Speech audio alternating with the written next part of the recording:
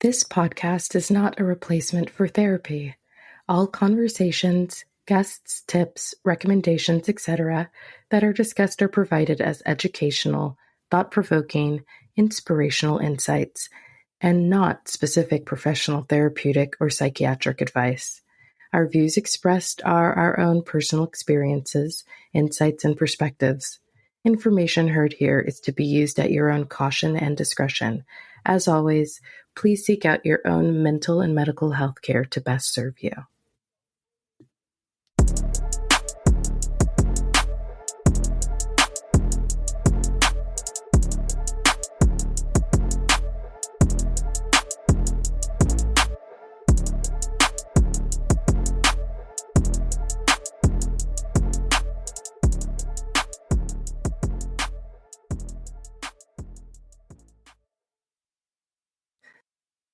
Hi, guys. Oh, we're on. Yes, we are.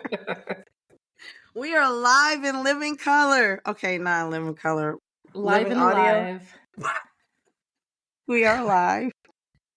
Wait, we're not even live, are we? We're just recording. Yeah, we are just recording. We are recording. We are back for episode 2 of our series of infidelity / cheating.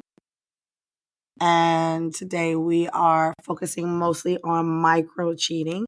Some people may have heard that term. Some people may not have, but Cuz is going to give us a little bit of a rundown of what that is. You're making me define it since Yes. the last time we brought it up, I was scoffing and laughing like, what is this? Yes, because you were like, that's some bull crap. What is micro cheating? That doesn't sound like a real word. I'm an old Gen Xer, and now I'm seeing examples of it. Guys. And I just didn't know that was the definition. So, my gosh. Micro cheating. What is it? It refers to acts of seemingly harmless or trivial, inappropriate behaviors that occur outside of one's devoted relationship, often done unintentionally. Many people may not consider these behaviors infidelity since there's no sex involved, but micro-cheating can break a couple's spoken or unspoken rules, trust and boundaries in other ways. Micro-cheating doesn't always result in a full-blown affair, but it could lead to relationship problems down the road. I feel like that's something we started to hit on last episode about the fact that, when you talk about your dynamics and your boundaries within the relationship, right? Mm-hmm. Like, there are plenty of quote unquote committed relationships that are open relationships, but then they have specified dynamics, rules, boundaries, however you want to label it, so that they still feel like, hey, we're committed, but the rules of our relationship is, hey, we can't sleep with other people, but we have to vet the person together, or you have to tell me exactly who it is, when it is, kind of thing. But at the end of the day, I don't know. I feel like our gut and our emotions play a role, in the sense of, like, if your partner does something and it doesn't sit well with you, and and your gut's telling you something, whether or not society views it as cheating or a betrayal, it's okay for you to say, hey, I feel betrayed. I feel like it's a betrayal. Or I feel hurt. And I think these are statements that we have to learn to use in relationships that start maybe with family or friends, and being aware of how we feel about things. And maybe at the beginning it's not a big deal. But with any type of relationship, I think that when somebody cares about you and you say, hey, you did this and it hurt me deeply and it's affecting me, if that person cares about you, most people, friends, whatever, would say, oh, I had no idea. or my bad, or I didn't look at it in that way. But then they go out of their way to not hurt you again. But it starts with open, honest communication, or maybe even awareness that you're feeling that way. Communication is the foundation. It is like the breakdown or the buildup of everything, right? Like it's the cornerstone, which I tell my couples all the time. If the communication breaks down, yes, it can lead to cheating, or it could lead to arguments, whatever it is, right? I do want to say really quickly, we are going to do episode 3, and which will, be mostly focused on emotional cheating or emotional infidelity. But I bring that up because one thing I read was that micro cheating actually can lead to emotional infidelity or emotional affairs, because the micro cheating starts with like small actions, right? Small things we do, sharing small personal details about ourselves with a crush, or casual lunch with our ex or something like that. But like these tiny infractions create like an opportunity for something deeper to emerge, like an emotional affair. Yeah, it sounds like it's hard to define because people have different definitions of micro cheating. Did you say that there were statistics? Yeah. Sort of. So what I read was that there's no like definitive statistics out there that are like widely accepted on like specifically on micro cheating itself. But that like studies do with the studies that they have done, they do suggest that a significant portion of people engage in behaviors that are considered micro cheating, especially on social media. And they do estimate that like a large number of individuals may engage in like subtle flirtatious interactions and excessive social media liking, meaning like liking their picture, liking their videos, kind of thing. And this is in particular with younger generations like Gen Z and millennials. However, like the exact prevalence varies depending on how micro cheating is like defined and measured, which is really difficult to do, right? So, it's a lot of people do it, but they can't put a number on it. They can't, specify, because I think a lot of people don't cop to it. A lot of people won't admit that that's what they're doing, or they don't even know that that's what they're doing, right? Because micro cheating is very subjective. So, but It is. That just reminds me of a young lady that would come to see me for counseling, who I deal with a lot of teens and adolescents. And she broke up with her boyfriend because she said, he's cheating on me. He is liking other girls at school, their Snapchat or social media, or responding to them. And she's like, no, I have no tolerance for that. You shouldn't be responding to these girls. Yeah. I mean, you kind of made me think about something. Because when I was going through all of this, I was only thinking about like, for whatever reason, it was mostly just Instagram. TikTok kept coming to my brain, but Snapchat, absolutely. Like, Snapchat seems like a breeding ground for micro cheating. Like, because that just disappears after you view it. You know what I mean? Well, Dick pics, naughty pics. Listen. How about this? I always want to defend. What do you want to defend? I don't want to try to defend. These teens have a horrible existence where everything they do is saved forever. Yeah. D. Yeah. When you were a teenager, do you want everything that you did to be recorded by your friends and it be locked in? So I guess I would argue the point of disappearing. there's nice to have that illusion of like, oh, this isn't recorded for all eternity. Yeah, but that's all it is an illusion, because if a person really wants it, they will screenshot it and keep it in their personal spank bank. As I've heard from men, that's what I didn't make that up, because Wait, what's a men spank have bank? told me. So spank bank, from my understanding, from what men have told me, is it is the hidden album. Like, I know iPhone has it. I don't know if Android has it, but it's like a hidden album in your phone, right? So when you see something that you think is sexy or hot or turns you on or whatever that you want to come back to spank your monkey, That's hilarious. you screenshot it, you take the video, you compile it all in just one little area of your phone, so that when you get, hot and horny, you can pull the spank bank stuff out and use it. And my point is that with Snapchat, you can screenshot stuff for your spank bank later. And yes, it will come up on the screen and say this person screenshotted it, but it's too late. Like, what you gonna do? Delete that. Don't you save that. I send that for your eyes only. Nah, bruh. It's out there.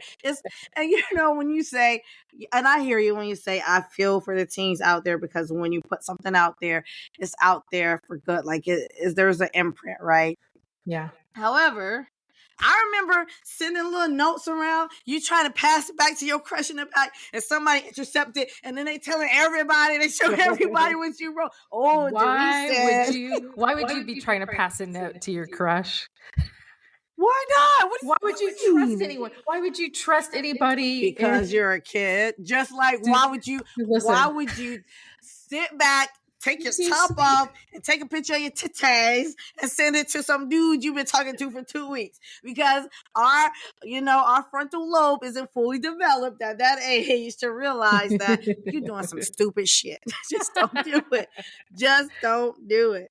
So yeah, like, are you like to roll the paper behind you, hoping that your crush would pick it up? You never did that, cuz, ever? Dude, I did use paper for notes, but I was drawing comics, making fun of people. Oh, wow. And passing it with a small crew with like making fun of teachers and like a couple of students. Oh, you were naughty. You were naughty. You were like that class, like, oh, look, she wearing a skirt that's too short to take. You can see her panties or something. I don't know, but you're one of them kids that's like making fun of the teacher. But yeah, we were making fun of No one was safe. But I was too busy. You were trying to shoot. Different childhoods here, but the bottom line is, like, but yeah, social media makes it difficult, right? Micro cheating. So if someone is on Instagram, I think that's also considered micro cheating, where you're dating someone and it's exclusive. Mm-hmm. And again, now this is all coming to me, where a friend was like, oh, why are all of these women on your social media liking your stuff? And they are dressed a certain way and very provocative. And so that raises the question of, oh, who are you talking to and why are you talking to these people? And so that's something that had to be established in a relationship of what is okay, because that's an example of how that can erode trust or bring up feelings of anxiety or insecurity. Well, and men don't think like women do. I want to say we do. I was going to say men and women don't think the same. Okay. So like one thing, like a man or a boy may be doing something and they absolutely don't think there's anything wrong with it. Like they may get on somebody's social media page and, they're just going off of how they feel. Oh, wow, that looks hot. I'm going to like this post. They're not thinking way ahead of, well, what if my girlfriend sees that I've liked this post and this person is barely dressed? Is this going to hurt her feelings? Or saying, hey, if I was in my girlfriend's position, not thinking as a man, but thinking as a female, would this hurt my feelings, right? Mhm. Would this affect me in any way? And I feel like a lot of males don't do that, where they try to put themselves in their partner's shoes, right? This is not male bashing. I'm just saying men are Yeah. very different Well, in the way they view things. well, I would say too, that's interesting to me is this gendered, maybe it's not gendered, but there are lots of teenagers who are taking photos of themselves to be like, oh, look at how cute I look. And they're putting it out there for appreciation. There are guys that do that, but I think in general. Yeah. So, yeah. Yeah. And so people can say, oh, I like that. And that doesn't mean anything, but they have a lot to choose from.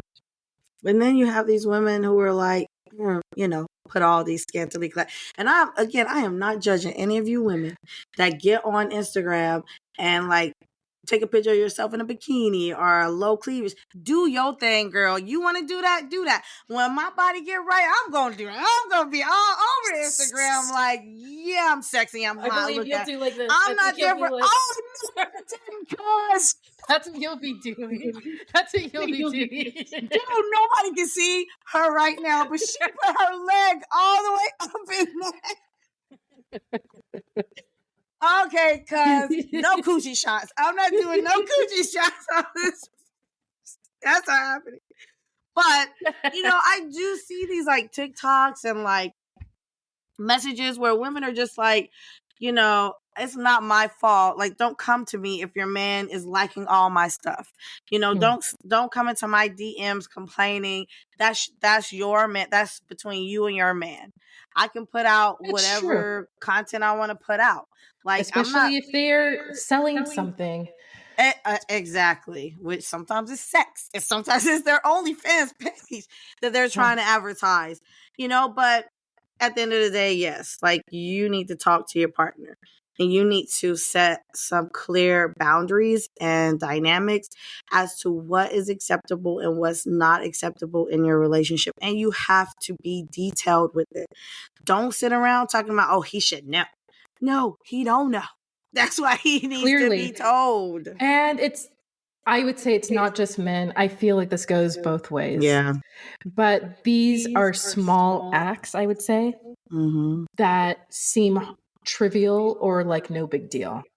Yeah, what are the examples? Cause messaging or texting someone in a flirtatious way, liking or posting a provocative comment on someone's social media page, lying about your relationship status, online or in person, keeping a dating profile to see if you get matched with someone better than your main person, giving your phone number to a person you know is attracted to you, going to extra lengths to look attractive so you can impress your crush at work or the gym, obsessively cyberstalking a crush or an ex, talking about your sex life, sexting or sending nude pics to someone else, frequently communicating with someone who flirts with you, removing your wedding or engagement ring before going out with friends. Yeah, it says flirting with other people, joining your boss for happy hour behind your partner's back, keeping regular communication with an old flame, hugging, kissing, or engaging in other forms of physical contact with someone other than your partner. Okay, yeah. I'm so sorry. I don't see. Yeah, exactly. No. As you were, I have a tickle in my throat, but I want to say this. Some of this is silly. As you were talking, I'm just like, some of this feels like, bruh, how do you not know that this is not okay? Like, which one? Okay, so, not the liking someone's post or, I'm going to say like messaging and texting someone in a flirtatious way. I mean, okay. And then lying about your relationship status. Yes, that's Come on. If you're lying, or doing anything with the intent to deceive, Exactly. That's that's us. infidelity, my guy or my girl, whoever. Giving your phone number to someone who is attracted to you. I'm sorry, but again, that sounds that doesn't sound like micro cheating. That just sounds like cheating. Like, why is that a micro? Dude, It know why depends. you giving your number? It depends on the context. So, is But this it's a somebody random who stranger? likes you. It says specifically, giving your number to someone Yeah. is attracted to you. Yeah. Bruh, why are you doing that? Yeah, it's true. I used to say, I never said micro cheating because I didn't have a name for it. But I used to, when I would tell my clients about, just not setting yourself up for failure. That's what I would call it. Don't set yourself up for failure. If you meet a girl or a guy and you're in a committed relationship and this girl or guy is single and they start texting you and you're texting back, you're setting yourself up for failure. Because chances are that person wants more than just a friendship. And even then, it's just like, why? What are you doing? Why even go down that path, right? Keeping a dating profile. I'm sorry, but to me, that sounds like in your face. Like, dude. So, this just reminds me of people who are in relationships and they feel like it's not progressing, where you've been in a relationship with someone for a very long time, maybe 2 or 3 years, and you're like, why are we not moving forward? Okay, I'm sorry. I'm sorry for interrupting you.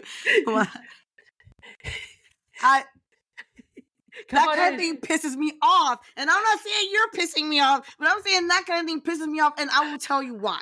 Because I know a lot of guys feel like women always have someone in their back pocket for when they get out of a relationship. When a lot of times, a lot of women do. But this whole joining a dating app or dating site before your relationship is over is bullshit.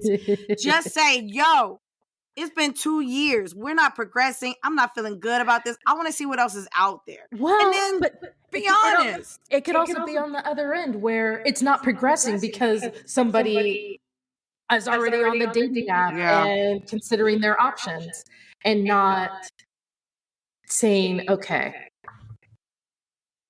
we're going to lock this in because we want to do this for a much longer time. I think I just saw too many Insta reels where somebody was like, I'd rather waste my time on like a 1 week fling where it doesn't go anywhere than 2 years. Yeah. And so there's that. Just when I hear about the dating app while looking for someone better while you're in a relationship with a main. Yeah. I just think goes back to communication, right? Just freaking say so. Like, I had this client one time. This is not related to cheating, but I'm just kidding. I'm on my soapbox right now for a second. Like, he had been with his girlfriend for 3 years, right? They're on their 4th year, actually. And in session, he made a point of saying on a regular basis he was not in love with her, nor did he love her. And I asked him, I was like, when she says I love you, do you say I love you back? He said, of course. I was like, okay, well, do you feel like that's deceptive? And he was like, no, why? No, because that's what you're supposed to do. If someone says I love you, you say I love you back. I never initiate I love you. And she said it many times before. Like, how come you never tell me He acts you love like me that's first? saying hi to be polite. Exactly. And I'm telling you, I do not feel like this man is an anomaly. I feel like he's more of the norm. But he's every session he's like, I need, I just want to figure out like what's like, what's really going on. Do I love her and I just don't know that I do? Or like, should I just stop wasting her time? And I'm like, okay, was there any point in this relationship where you said to yourself, I'm in love with her or I love her? And he was like, no, I never have. And I was like, but you have now gone 3 years, almost 4 years. You're living with this person. This person moved from another country to your country to be with you. I was like, I didn't want to like project anything on him. I'm just like trying to stay therapeutic, but I was just like, if you were in her shoes, would you think that that was fair? You know, that you're keeping her from finding someone that, you know, could potentially truly love her. And he was like, yeah, you're right, you're right. And then I think we saw each other for like 6 months. Throughout that whole 6 months, he never said anything to her. Not once. He reached out about a year ago, I think. He stayed in that relationship for I think about 5 years before he was just like, this is not working out for me. You know, and he kept doing stuff to kind of push her away, never like cheating, but stuff. And the whole time I was just like, that, number one, that's scary as hell. To be in a relationship with someone that doesn't love you, that doesn't want to be there, but not saying anything to you. And you're going on like, I don't want to say naive, but just oblivious to any of it. Like, I know we're not on a tangent, but that kind of thing, like, it goes back to the communication piece of like, just say, you know, if things aren't working out and you want to go see the grass is greener on the other side, just say so, you know? I think, I mean, there are aspects of micro cheating, and I think it's tied in with this guy as well, where maybe it's fear and not being comfortable being yourself and being open and honest. And there's a natural quality of secrecy that's associated with this. Like you had said before we recorded, where someone's on the phone all the time. And then your partner walks by and they're bringing their phone close to them. Yes, it's going to make it suspicious. Versus being unapologetic and say, yeah, I'm on the phone. And this is what I'm looking at. This is me. Take it or leave it. But then they know, which is, okay, on one end, I don't want to hurt my partner's feelings. That's what a lot of them are thinking, which that's what he kept thinking. I don't want to hurt her feelings. Isn't it better? I don't think it's true. Now? I don't think it's true. I don't think he wanted to hurt. I don't think he wanted to hurt his feelings. Because he would feel uncomfortable with her pain. And her. Yes, that's okay. That's some deep shit right there. And I agree. I highly agree with you on that. Yeah. Holy shit. Yes. I'm going to write that down. Don't be throwing it in your client's face. No. Not fearful of hurting her feelings, but your own, because you're uncomfortable. And you know what? That makes a lot of sense too, because men are told in our society to shut their emotions down, you know, like don't acknowledge it in any way, shape, or form. So then when you spend your whole life doing that, I'm sorry, but where's emotional intelligence going to come from? Where's the self-awareness surrounding emotions going to come from? We're also kind of conditioned, male, female, whoever, to adjust themselves to keep other people happy. And we all have different tasks to do that. Absolutely. And there was something you said, I feel like I wrote it down, about the examples. Oh yeah, okay, so hugging, kissing, and engaging in other forms of physical contact with someone other than your partner. That's subjective. Okay, because, right, like what if it's a cousin, family member? You know what I mean? It depends on the hug. They have to be specific. Yes, because, and also I think there are cultural biases where there are some cultures that will say, do not make physical contact with me at all. That's too intimate. And then there are other people who are, anyone can greet each other with kisses, multiple kisses, and it's very different than a very intimate relationship. Oh yeah, like French people, right? Yes, and I know. Sorry, this is the first thought about the kiss. I was thinking European, and it's like it's no big deal, and they might also maybe in other European countries think, what's the big deal if we're all going out or you're getting together with a friend who is not your partner? Yeah, I will say there was one thing you said, and I was like, "Ooh, spotlight on me." I was like, oopsies, I did the micro cheating. Was the was the communicating with on a regular basis with an ex, right? Yeah. So that's kind of hard because especially if like it was someone you were friends with before you two ever got together, or someone that you developed a friendship with after the relationship was over, like that's a tricky one. But I can see like if your partner is uncomfortable with it, then obviously Yeah. that I think it depends. that sucks. I think it really depends. But I mean, but if your partner is uncomfortable, right, you have to hear him out, discuss it, because again, that goes back to what's gonna work for your relationship and what isn't, like the dynamics piece. I will say I did find some things that talked about like a good test or some questions to ask yourself, right? To see if whether or not you may be micro cheating. So, a good test is exploring whether there is anything that you feel you need to hide or delete to prevent your partner from seeing it. You're micro cheating. if you're hiding messages on social media, deleting texts, feeling like you need to quote unquote clean up your phone, you're probably micro cheating. I like that voice. I like that voice you're doing. Also, one of the last things I saw was like, if you imagine yourself giving your phone to your partner for a whole week, but you're really stressed at the possibility of that, the idea, you're micro cheating. What if you're just talking ish about your partner to your friends and then you don't want it? You're micro cheating. That's I'm the sorry. next- You're not micro cheating. You're saying some fucked up shit about your You're venting.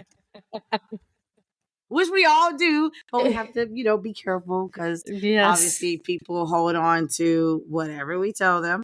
And we For never sure. want them to be biased. But absolutely ask yourself, like, do I have to hide? Do I have to delete? Am I uncomfortable with my partner seeing what I'm doing? Then right there you can answer the question for yourself. It is micro cheating. And yes, micro cheating can lead to an emotional affair.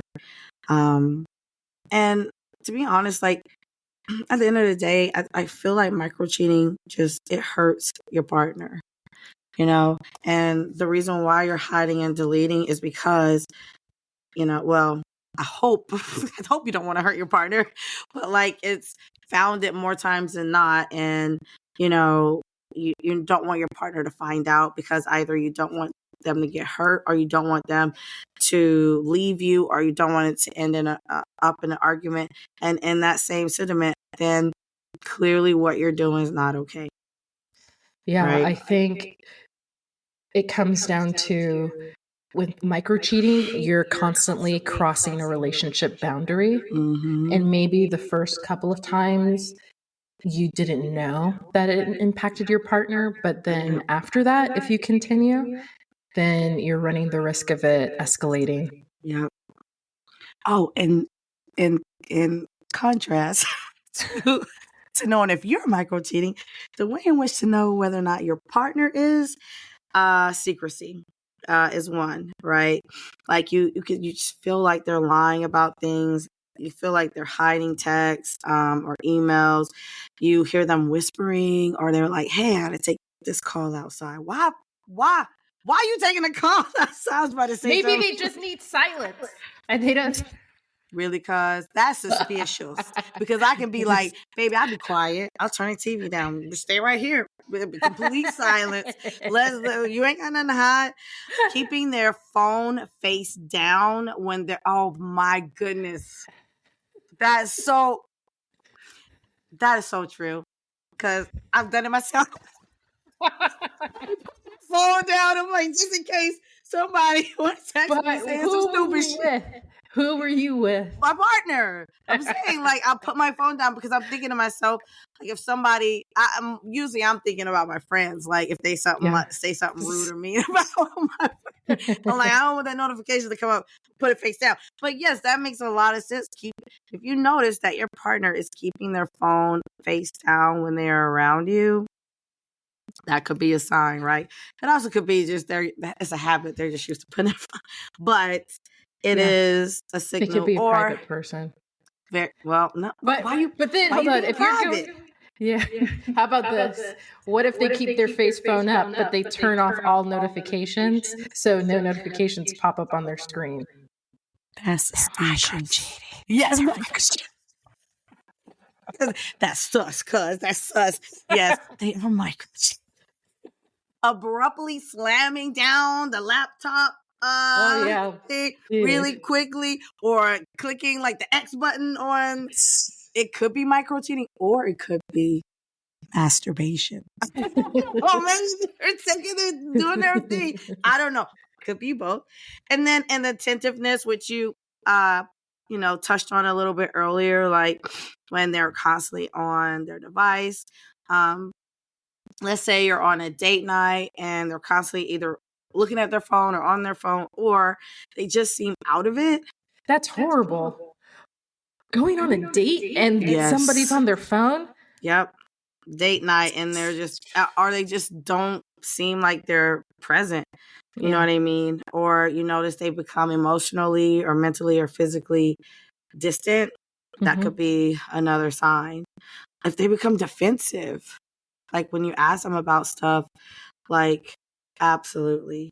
I think that was all of them that I found. Like downplaying it, gaslighting you, disregarding your feelings. Yes. Because if you're saying, hey, this hurt me, and this is crossing a relationship boundary, and then they just say, wow. Yeah. You stop crying or whatever. You're overreacting. You're like, wah, wah, wah. I wish. I was about to say the N-word. I wish a man you would. Wish a ninja. I wish a ninja would come up in my face with some wah, wah, wah. You always complaining. Bitch. Boy. Don't come for me. Don't mother chucking come for me. I've been trying to watch my language, cuz I don't know if you noticed. I've been doing slightly a good job lately.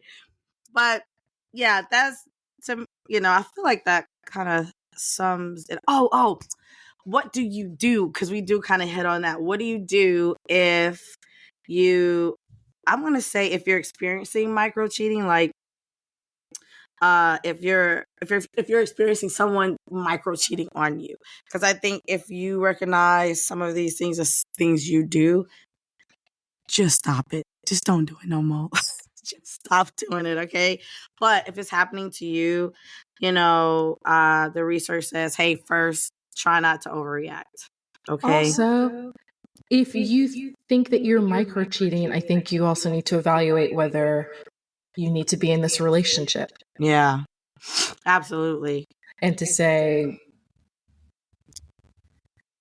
is this person the person that I need to be with right now? Yeah, because you're clearly not as committed as you think that you are if you're doing these. Again, some people are just oblivious, or they're after it's been called to your attention, then. So I feel, again, like how I was talking about like micro cheating as subjective. Like earlier we were talking about flirting, right? And I feel like that's it's difficult because, like, okay, for me, I think because I have this issue. But like, so I feel a little like attacked when because you're people are like, well, I don't think that I am flirting though. But listen, people are just like, you are such a big flirt. Our family is a family of flirts. No. When you say that, just nice and playful.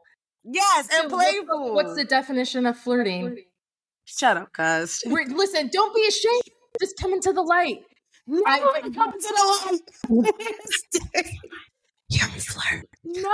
Well, I'm about to look this up right now. Shit, Yeah, you're right. you gotta. It's being playful, and I don't think that there's anything wrong with it.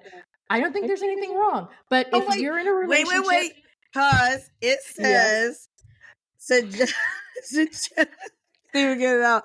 Suggesting or expressing a playful sexual attraction. okay, There's no sexual attraction here. no, I for don't think. sure. But people will still consider that flirting. If you're smiling, Stupid. smiling and winking. I can wink at someone. I wink at men, women, because I'm saying something funny or something off color. I'm gonna wink with a little That's smirk. flirting, cuz. Why? There's no sexual attraction. That's flirting. Winking. It's not.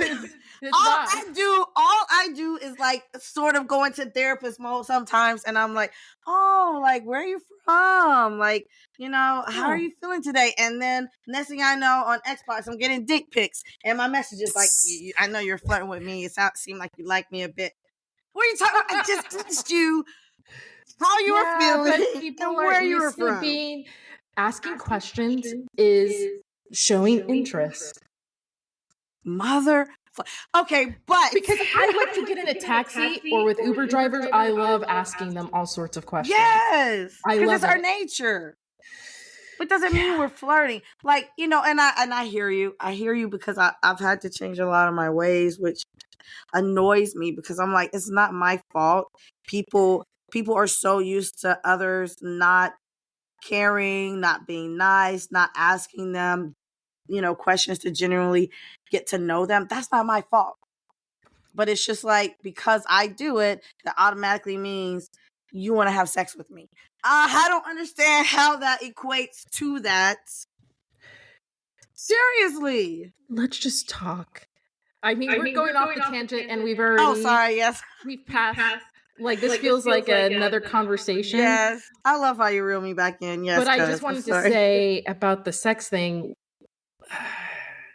you could probably yell at someone and they'd still want to have sex with you. So they're like, yeah, I'm horny. oh wow, she's got a lot of fire. Fire.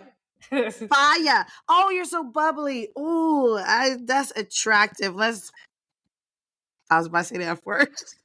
Let's go have sex. Really? Okay, get it together, people. I'm just gonna throw this out there. Get it together. Like, everybody who's nice to you is not flirting. Now, cuz winking at you, yeah, that's flirting. Go ahead and get her number. Go ask for her number. Don't ask for my number. I'm not good at that. That's good. See? I'm not good at winking. See, no, that's hot. I'm sorry. If I was a dude, I would be like, she wants me. Let me get those. I do it to my besties, though. Nah, that's still sexy. If I was your bestie, I'd be like, dang, I think she like women too. Yeah, let's do this. I'm sorry, cuz, but your wink is sexy. That's your wink is sexy. I don't like people, but yeah. I think we're all kind of getting to that place right now because the dating world is a dumpster fire. The world is a dumpster fire. I don't want to leave it on that. Okay, so. All right, so let's wrap it up to positive steps that you can take. Yes. Plan a conversation, right? That's important. Communication is the key, right? It's the foundation. Set healthy boundaries in the relationship. Reconsider the relationship, right? Mm-hmm. Take a step back. If you've been together for a year and you're not really seeing like that you're moving forward, or you're not having any conversations about the future, you're just kind of living separately, doing your own thing, but still call yourselves boyfriend or girlfriend or partners or whatever, you take a step back and reevaluate things. And then, of course, always seek a therapist. I always have to say that. Go to therapy. Why not? And ask questions. Figure out what's going on. I mean, they do suggest couples therapy would be beneficial. I actually had a young couple start with me about a couple of months ago because of micro cheating. Mm. And she was Snapchatting some guy who has a crush on her. and her partner, he was just like, yeah, this is not okay with me. Like, and now he's honing in on everything. Plus, on top of that, when they first got together, she was, well, they weren't together, but they both said, hey, I think I like you. Again, like this is like a whole bunch of examples of micro cheating right here, but hey, I think I like you. Oh, I think I like you too. I'm in a relationship, right? So then she goes, she dumps the dude, then comes back to her current partner, is like, hey, let's see what happens. Now in his mind, he's like, well, technically that's micro cheating. You told me you like me while you're in a relationship with someone else, right? You started forming a bond with me. And so who's to say you wouldn't do that to me? So like now everything, he's like scrutinizing every little thing, because he's like, if you would do I guess this. he saw what happened. Exactly. Like, especially social media. He's like, well, how come you, oh wait, what did he say? We spent a whole session on the fact that the guy who liked her put an emoji. What was the emoji? It wasn't even, I was like, was it an eggplant? Like what? Because like the way he was upset, I was just like, and he said, no, it was a smiley face, but like the smiley face where you can't hardly see the eyes. He was like, why did he put that? Why did he put that on your page? Yeah. I was just like, in my head, I was thinking you overreacting, but okay, yeah. So, yes. No, I was saying that in reaction to that. But this is a partner who is feeling very insecure. Oh, absolutely. But he refuses to see it. Or when I say, like, I say it in a nice way, in a therapeutic way, but bottom line is I keep telling him, this is insecurity, and these are things you're going to have to work on within yourself. Because in session, what we've been doing is working on dynamics, working on boundaries, healthy boundaries, and then working on what's okay with, like his okays and her okays. Are you okay with me hanging out with this guy who likes me, but in a group setting? And his answer was, no, I'm not okay with it. But she did it previously because she didn't know it wasn't okay. Now she knows it's okay. Actually, now she knows it's okay and she still wants to do it. But anyway. Yeah, because rules make people want to break them. I had a feeling you're going to say that. You're not wrong. And nobody wants to be told what to do. Especially when you're micromanaging. But that micromanagement gives that guy safety and security. Absolutely. But it's going to provoke a breaking of those rules more often than not. Absolutely. Totally agree. People like those rules just so that they can break them. I'm going to be honest. Like, I like to know where I stand. I like to know how I'm supposed to move. So communicate with me. Tell me what's okay with you or what's not okay. Please don't say like, I should know. No, because I may not. No one's a mind reader. Absolutely. So we'll be back with emotional affairs. Yes. Or emotional infidelity, emotional cheating. Yeah, all of those. And maybe showing the difference between that and micro cheating. Yes. Sometimes those overlap. As always, cuz, I appreciate you. I thank you. Give me a wink. It's a pleasure. Give me a wink. Oh yeah. You make me snort. Oh, I love a snort. That's the best way to compliment me. No. Episode 3 coming to you soon. Yeah. Everybody take care of yourselves. Have a great one. Love you, cuz. Bye. You too.